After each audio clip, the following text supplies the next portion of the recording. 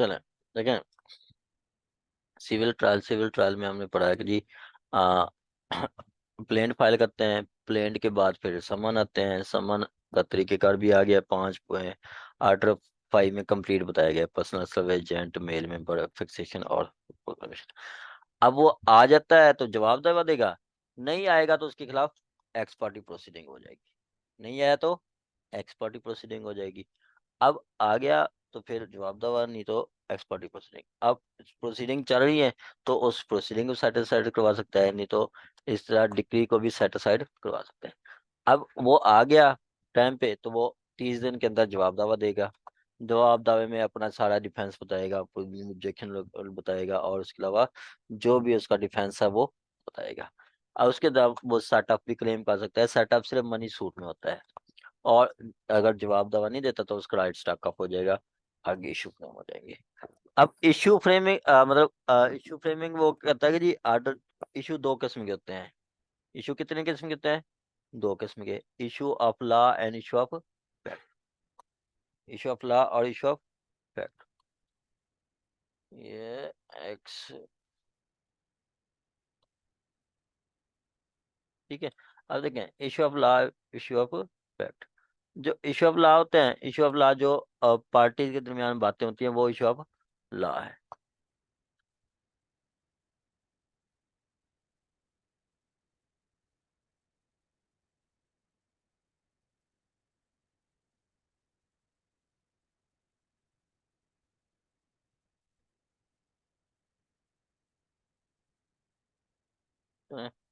जो पार्टीज के दरमियान बातें होती हैं वो इशू ऑफ फैक्ट है, मतलब आप एग्रीमेंट हुआ है या नहीं हुआ, पोजेशन दिया गया है या नहीं हुआ, पेमेंट की गई है या नहीं की, ये सारे इशू ऑफ फैक्ट हैं। इशू ऑफ लॉ क्या है कि जी जुरिस्डिक्शन बनती है या नहीं बनती, ठीक है। और उसके बाद वो कहता है कि जी आपका वो सूट टाइम बार तो नहीं है, जुरिस्डिक्शन बनती है या नहीं बनती, ये सारा आपका इशू ऑफ लॉ है, ठीक हो गया। अब वो कहता है कि जी कोर्ट जो है ना,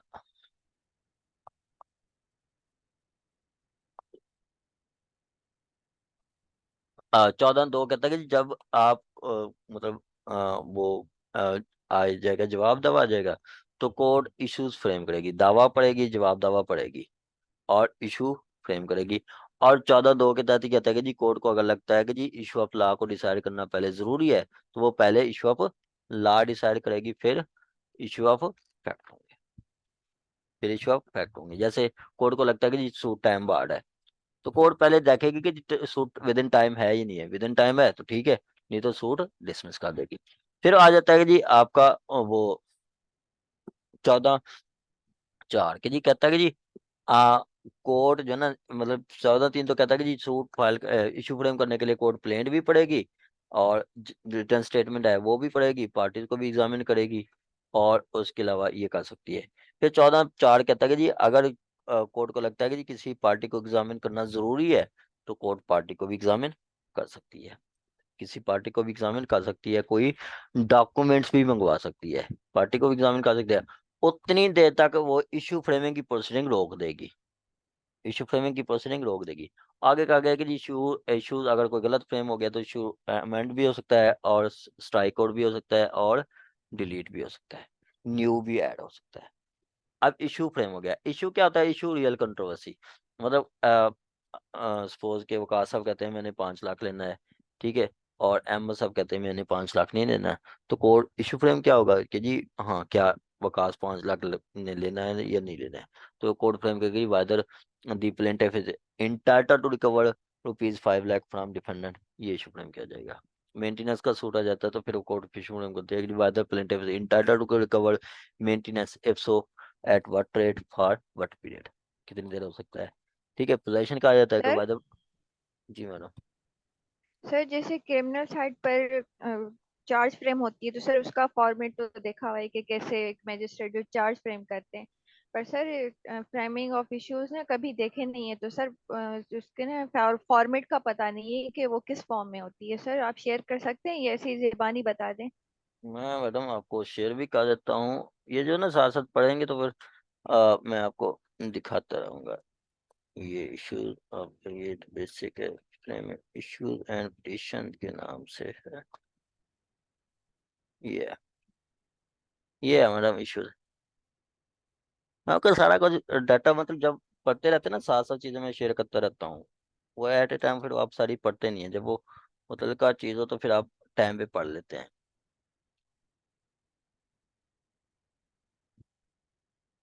ये है।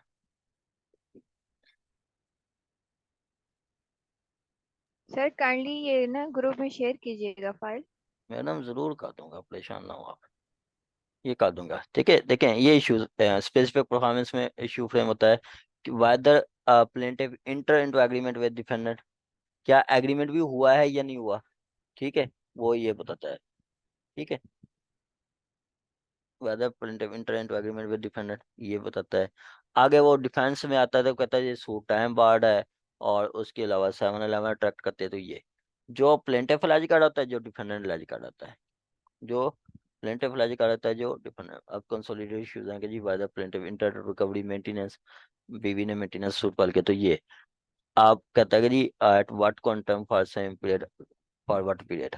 और इसी तरह वो कहता है कि जी क्या सूट लेवल टू डिसमिस है, ये वो है। और ये इशू पर क्या जाता है कि जी whether the respondent obtain decree order through misrepresentation, 12(2) की एप्लीकेशन आती है तो उसमें वो कहा जाता है कि जी क्या ये डिक्री 12(2) मतलब मिस रिप्रेजेंटेशन के तहत ली गई है। ठीक है।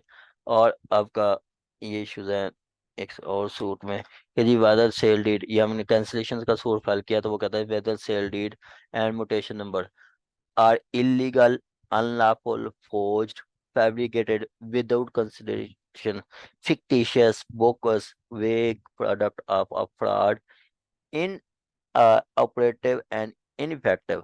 Hence, same is liable to be undeclared void ab initio OPP। मतलब प्लेंटिफ ने कहा कि जी ये जो कैंसिलेशन ऑफ डॉक्यूमेंट, ये जो इंतकाल पास किया गया, ये इनका राइट नहीं बनता था, हमने सेल ही नहीं किया, इन्होंने फोर्ज डॉक्यूमेंट बनाए तो इसको कैंसिल करें। तो उसके लिए इशू फ्रेम करा कि क्या ये फोर्ज है, ये OPP onus to prove on plaintiff होगा। ठीक है, ये मैडम मैं सारे आपको भेजूंगा, आप देख लेना। ठीक है, तो जब हम पढ़ते हैं ना साथ साथ वो डॉक्यूमेंट्स आते रहते हैं, मतलब रेलिवेंट डॉक्यूमेंट्स आपको साथ साथ करते रहते हैं। ठीक हो गया, मैं साथ भेज भी दूंगा। क्लियर हो गया। अब इश्यूज हो गए। जब इशू फ्रेम हो जाते हैं तो फिर देखें जब इशू फ्रेम हुए तो फिर वो कह देता है कि जी विद इन 7 डेज आप लिस्ट विटनेसेस दें। क्या? विद इन 7 डेज आप लिस्ट विटनेसेस दें, और कहता है पार्टी ये है, आ,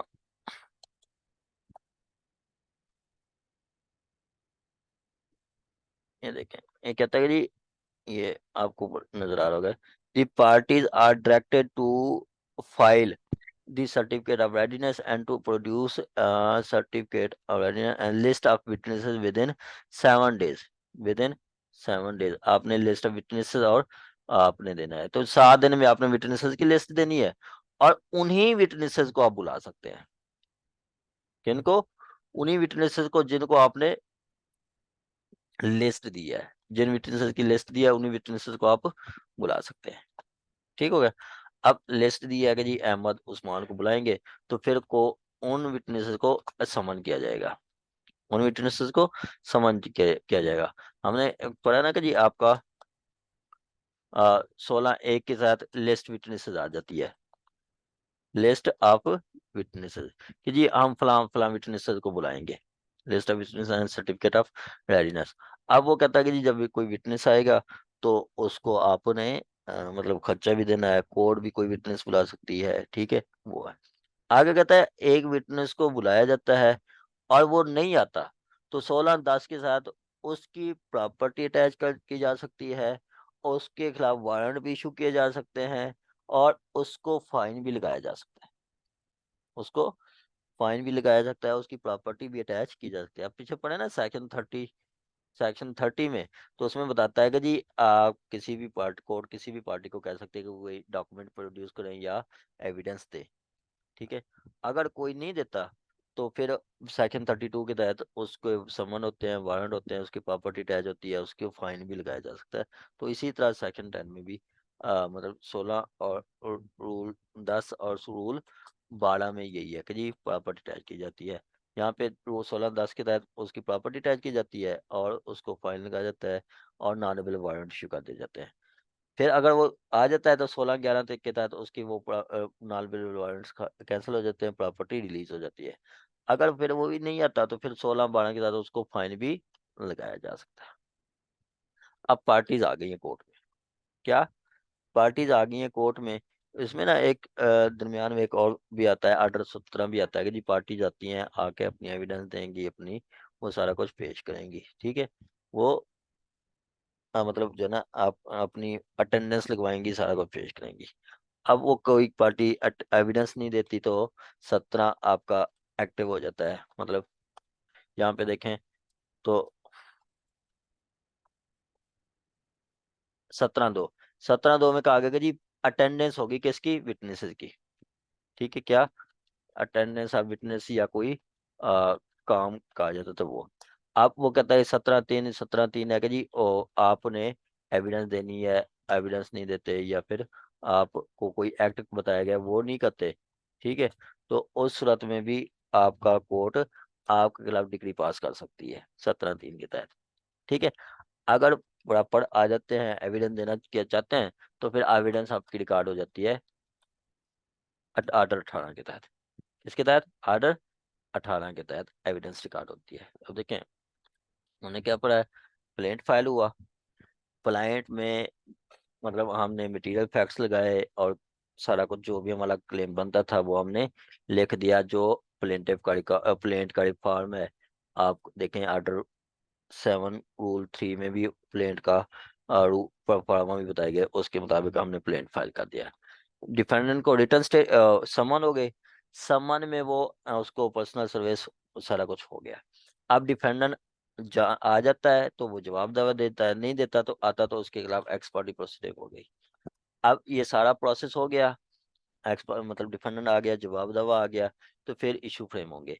इशू फ्रेम मतलब कोर्ट प्लेंट पढ़ेगी, रिटर्न स्टेटमेंट पढ़ेगी, कोई पार्टीज को एग्जामिन कर सकती है, कोई डॉक्यूमेंट मंगवा सकती है। ये सारा कुछ देख के कोर्ट को पता चल गया कि जी असल इशू क्या है, रियल इशू क्या है। इशू क्या होता है? Issue mean point of controversy.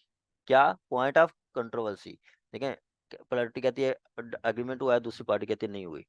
Party कहती है कि जी मैंने 20 लाख दे दिया, आप कहते हैं नहीं हमने 10 लाख दिया। तो पॉइंट ऑफ कंट्रोवर्सी क्या है कि जी 10 लाख दिया है या नहीं दिया, या एग्रीमेंट चालू हुआ है या नहीं हुआ, और ये आपका कंट्रोवर्सी है तो उसके मुताबिक कोर्ट इशू फ्रेम कर देगी।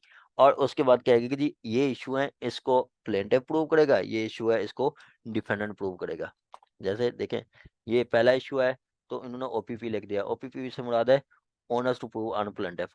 अब प्लेंटिफ ने सिर्फ ये प्रूव करना है कि जी क्या प्लेंटिफ ने ये प्रूव करना है कि वो एग्रीमेंट हुआ है या नहीं हुआ, बस इतनी। अब इसके मुताबिक प्लेंटिफ विटनेसेस लेके आएगा। अब वो डिफेंडेंट के लिए क्या, डिफेंडेंट कहता है कि जी ये सूट का कोई काज ऑफ एक्शन नहीं बनती, तो काज ऑफ एक्शन नहीं बनती इसके लिए वो डिफेंडेंट अपने विटनेसेस लेके आएगा। इस तरह हर कोई अपना विटनेसेस की लिस्ट देगा कि जी इस इशू फ्रेम करने के लिए हम ये विटनेस पेश करेंगे, इस इशू फ्रेम करने के लिए हम प्रूव करने के लिए ये विटनेस देंगे। अब लिस्ट वो मतलब ये तो लिस्ट में जो आ गए, इसके अलावा कोर्ट अपनी तरफ से भी कोई विटनेस को तलब कर सकती है, जिसको तलबीदा गवाह कहते हैं, कोर्ट विटनेस कहते हैं। Plaintiff witness PW, defendant witness DW, और कोर्ट विटनेस सीडब्ल्यू। कोर्ट अपनी तरफ से भी किसी टाइम में मतलब जैसे कैंसलेशन का सूट है, एग्रीमेंट, वो कहते हैं कि जी ये निकाल जो है ना इंतकाल गलत पास किया गया है, ठीक है, कोटेशन जो है ये गलत पास किया गया है, तो कोर्ट पटवारी को भी बुला सकती है, रेवेन्यू ऑफिसर को भी बुला सकती है कोर्ट इटसेल्फ। या सामान जायज हम लेते हैं तो सामान जायज का इशू आ जाता है, तो जिससे हमने सोना लिया होता है 5 तोला 10 तोला, वो भी हम लगाए होते हैं तो वो नहीं आता, दुकानदार हमारे कहने पे नहीं आता, तो कोर्ट उनको बुला सकती है, वो सीडब्ल्यू आएगा और उसको फिर आपके एक्सपेंस भी देने पड़ेंगे, एक्सपेंस भी देने पड़ेंगे। तो अब विटनेसेस भी आ गए। क्या विटनेसेस भी आ गए, सारा कुछ मतलब समन भी हो गया, सारा कुछ विटनेसेस भी आ गए। तो अब क्या होगा? अब होगा आपका एविडेंस। क्या एविडेंस? एविडेंस देखें 18(1) के तहत तो वो कहता है एविडेंस पहले प्लेंटिफ को होगी फिर डिफेंडेंट की होगी। लेकिन सम टाइम कोर्ट कैसे डिफेंडेंट को भी कह सकती है, जैसे मैंने बताया था ना आपका 14(2) के तहत कोर्ट को अगर लगता है कि जी इशू ऑफ लॉ पहले डिसाइड होना चाहिए, इशू ऑफ लॉ पहले डिसाइड होना चाहिए, जैसे यहाँ पे देखें तो डिफेंडेंट कह रहा है कि जी सूट जो है ना, plaintiff does not disclose the cause of action and liable to uh, be rejected under 711, ठीक है। या वो कहता है सूट टाइम बार्ड है, तो ये लायबल टू रिजेक्टेड, वो रिजेक्टेड है, तो ओपीडी है, onus to prove on defendant है, तो ये कहता है सूट टाइम बार्ड है। टाइम बार्ड मतलब विद इन टाइम नहीं आया, मतलब विद इन टाइम के जी आपका सपोज के स्पेसिफिक परफॉर्मेंस का सूट 3 साल में होता है, वो कहता है 4 साल बाद फाइल हो रहा है तो टाइम बार्ड है। इस पे कौन प्रूव करेगा? डिफेंडेंट प्रूव करेगा। और सम टाइम 14(2) में कहा गया कि जी जब कोर्ट को लगता है कि जी इशू ऑफ लॉ को डिसाइड करना पहले जरूरी है, तो कोर्ट पहले इशू ऑफ लॉ डिसाइड करेगी। जब इशू ऑफ लॉ डिसाइड करेगी तो डिफेंडेंट को कहा जाएगा कि जी पहले आप प्रूव करें, ठीक है। तो आर्डर 18 रूल 1 क्या कहता है? कहता है जनरली तो यह है कि जी पहले प्लेंटिफ एविडेंस देगा, लेकिन एक्सेप्शनल केस में डिफेंडेंट को भी कहा सकता है कि जी आप प्रूव करें, क्या आप ये प्रूव करें, ठीक हो गया, आप ये प्रूव करें। तो यहाँ तक ये हो गया आपका मतलब कि जी एविडेंस को किसकी देनी है। फिर एविडेंस में वो कहता है कि जी एविडेंस का सारा तरीकेकार बताया गया है कि जी आपने एविडेंस में मतलब वो नरेटिव फॉर्म में होगी, क्वेश्चन आंसर फॉर्म में नहीं होगी, नरेटिव फॉर्म में होगी। और उसके बाद वो कहता है कि जी डेमिनर्स भी रिकॉर्ड किए जाएंगे, ठीक है। 18(12) के तहत कि जी उसके वो जो भी लहजा है वो दिया जाएगा, मतलब एज इट इज लिखी जाएगी, उसको ट्रांसलेट करके सुनाया जाएगा। अगर मतलब लिखी जा रही है उर्दू में और वो मतलब जो है ना जवाब दे रहा है पंजाबी में या सराइकी में या सिंधी में या पश्तो में, और लिखी जा रही है उर्दू में, उर्दू उनको समझ नहीं आती, तो फिर उनको पढ़ के भी सुनाया जाएगा और फिर वो कंप्लीट हो जाएगी। एविडेंस होगी तो फिर फैसला आ जाएगा। उसी एविडेंस को पढ़ के कोर्ट फैसला देगी कि जी ये आपका मतलब जजमेंट है। एज जजमेंट वो बताएगी कि जी plaintiff is entitled to so and so या defendant is entitled to so and so. ये डिसीजन आपका डिसमिसल भी हो सकता है और जजमेंट डिसमिसल भी हो सकती है और डिक्री भी हो सकता है। क्या ये डिक्री भी हो सकता है या फिर डिसमिसल भी हो सकता है, डिसमिसल ऑफ सूट, डिसमिसल भी हो सकता है, ये एज पर। आगे कह देते हैं कि जी जब ये हो गया। सर जी मैडम। सर डिक्री अगर होगा तो जरूर जो इफेक्टिव होगी वो अपील में जाएगी, और सर अगर डिसमिसल होगा तो सर उसकी रेमेडी क्या होगी? उसमें भी अपील है मैडम, अच्छा उसमें भी सर, अपील फाइल दोनों कर में सकते हैं। अच्छा हाँ, ठीक है सर। उसमें भी अपील में जा सकते हैं आप। ठीक हो गया। अब डिक्री हो गया तो उसकी एग्जीक्यूशन आ जाएगी। एग्जीक्यूशन का आप देखें ना 48, सेक्शन 48, तो 48 कहता है कि जी आपने एग्जीक्यूशन जो है ना वो फाइल करनी है विद इन, एग्जीक्यूशन आपने फाइल करनी है विद इन 6 ईयर्स, 6 सालों में करनी है। आगे उसकी एक्सेप्शन दे देता है कि जी हाँ आपके साथ फ्रॉड हुआ है या फिर आपके साथ जो है ना आपको प्रिवेंट किया है एग्जीक्यूशन फाइल करने से, तो आप 6 साल बाद भी फाइल करते हैं तो वो हो जाती है, ठीक है। उसके बाद एग्जीक्यूशन, एग्जीक्यूशन के फिर वो आगे बताता है मोड्स। मोड्स में कैसे कि जी मनी डिक्री है तो वो arrest, modes of execution, mode of execution, ठीक है। एग्जीक्यूशन की मोड्स क्या है कि जी आप जो है ना मोड ऑफ एग्जीक्यूशन वो बताता है कि जी आप अरेस्ट करवा सकते हैं, arrest and detention, arrest of judgment debtor, क्या जजमेंट डेटर को अरेस्ट करवा सकते हैं, ठीक है। और उसके बाद वो कहता है अरेस्ट करवा के उसके प्रॉपर्टी सेल एंड अटैच कर सकते हैं, sale and attach, attach and sale of property and sale of property of judgment debtor, judgment debtor, ठीक हो गया। उसकी प्रॉपर्टी भी अटैच एंड सेल करवा सकते हैं, और उसके बाद रिसीवर भी अपॉइंट कर सकते हैं, ठीक है। और उसके बाद appointment of receiver, of receiver. ठीक है, रिसीवर को रिसीवर भी अपॉइंट कर सकते हैं। और उसके बाद वो कहता है कि जी डिलीवरी ऑफ प्रॉपर्टी भी हो सकती है। जो प्रॉपर्टी मतलब दी गई है, वो डिलीवरी ऑफ प्रॉपर्टी भी हो सकती है। डिलीवरी ऑफ डेक्रेटल अमाउंट या प्रॉपर्टी, ये भी आपकी वो हो जाती है, मतलब और डेक्रेटल अमाउंट। ठीक है, मतलब देखिए ना, मैं आपको बता रहा हूँ कि जी सपोज के मिस आज़ादी ने 10 लाख लेना था। ठीक,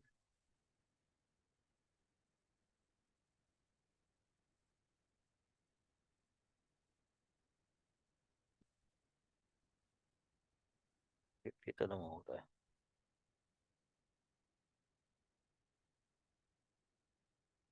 डेक्रेटल अमाउंट। ठीक है, अब देखिए ना, सपोज के मिस आज़ादी ने 10 लाख लेना था मिस रुआब से।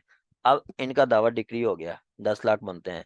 तो ये जो है ना, सूट फाइल करेंगी, एग्जीक्यूशन फाइल करेंगी। एग्जीक्यूशन में मिस रुबाब को नोटिस जाएगा कि जी आप 10 लाख आपके खिलाफ डिक्री है, ये पे करें। वो नहीं देती तो उनको अरेस्ट किया जाता है।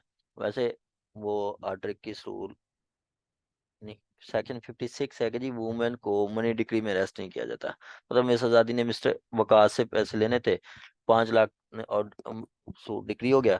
तो ये अप्लीकेशन देंगी एग्जीक्यूशन की, उसमें नोटिस जाएंगे। नोटिस के बावजूद नहीं आता तो वारंट आएंगे और जजमेंट डाटा को अरेस्ट किया जाता है। और जजमेंट डाटा की प्रॉपर्टी सेल या अटैच भी की जा सकती है। सेल अटैच करके मिस आजादी को 10 लाख दिलवाया जाएगा। अब वो कहता है कि जी सपोज के मिस आजादी ने पोजेशन का दावा दायर किया था, 1 एकड़ का दावा डिक्री ले गया, तो मिस आजादी को वो 1 एकड़ डिलीवर भी करवाया जा सकता है। ठीक हो गया, जैसे 1 एकड़ डिलीवर भी करवाया जाता है। और कहता है कि जी जितनी देर तक पोजेशन नहीं होता तो कोर्ट रिसीवर भी अपॉइंट कर सकती है। अब इसी तरह वकार साहब के खिलाफ डिक्री आ गई है, तो वकार साहब का राइट है कि वो अपील भी फाइल कर सकता है। ठीक है, अपील भी फाइल कर सकता है कि जी, कहता है कि जी अपील वो हो गई है, तो मतलब वो कहता है कि जी मेरे खिलाफ ये फैसला गलत आया है। तो अपील में जाएगा तो 14(5) की एप्लीकेशन देता है कि जी जितनी देर अपील डिसाइड नहीं होती उतनी देर आप एग्जीक्यूशन स्टे करते हैं। कि मेरे खिलाफ जो नोटिस आ रहे हैं, मेरी प्रॉपर्टी अटैच हो रहे हैं, मुझे अरेस्ट कर रहे हैं, आ, वो रोक दें, वो रोक दें जितनी देर अपील डिसाइड नहीं होती। तो फिर उसके बाद फिर वो अपील में अपनी मतलब आर्गू करते हैं, वो अपने आर्गू करते हैं। अपील का जो फैसला होता है, अपील जो है ना कंटिन्यूशन ऑफ सूट होती है। अपील का जो फैसला होता है वो दोनों पार्टीज पे बाइंडिंग होता है। मतलब अपील का जो फैसला होता है वो सर्टिफाई किया जाता है नीचे ट्रायल कोर्ट को। और एग्जीक्यूशन कौन फाइल करती है, एग्जीक्यूशन कौन कराती है, वही कोर्ट जिसने डिग्री पास की है। वही कोर्ट जिसने डिग्री पास किया वो एग्जीक्यूशन कराती है। आपका सेक्शन 38 भी यही कहता है कि जी एग्जीक्यूशन वही कोर्ट कराती है जिसने डिग्री पास की है। और उसकी डेफिनेशन फिर 27 में बताई गई है।